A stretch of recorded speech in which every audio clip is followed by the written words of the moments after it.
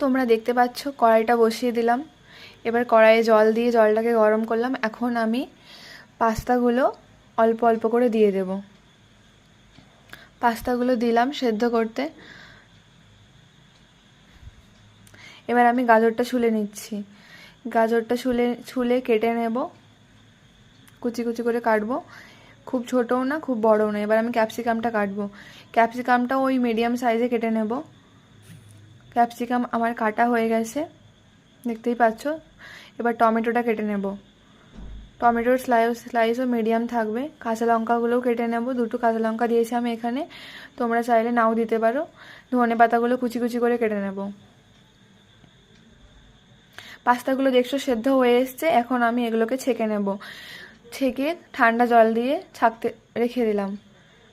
তোমরা এবার দেখতে পাচ্ছ কড়াইটা গরম হয়ে গেছে।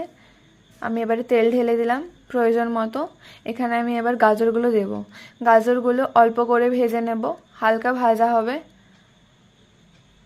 গাজরগুলো দেওয়া শেষ হয়ে গেছে। এবার আমি এগুলোকে একটু ভেজে নেব।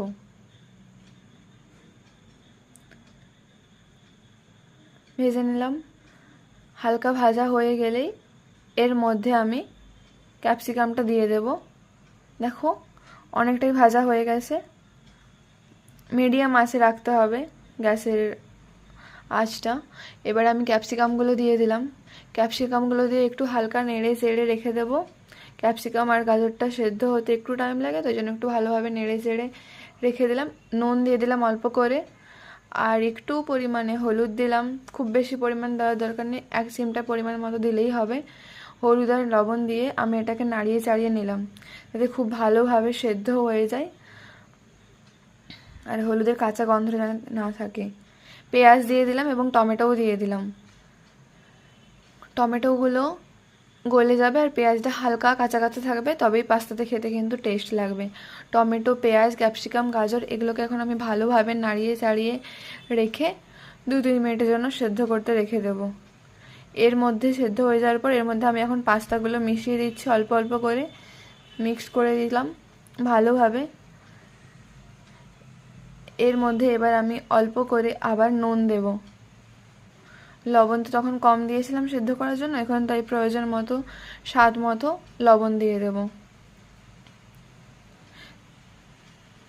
লবণটা দিয়ে ভালোভাবে নাড়িয়ে চাড়িয়ে রেখে দেব, যাতে খাবারে লবণটা ঠিকঠাকভাবে মিশে যায়। এবার ধনে পাতাগুলো দিয়ে দেব একদম লাস্টে।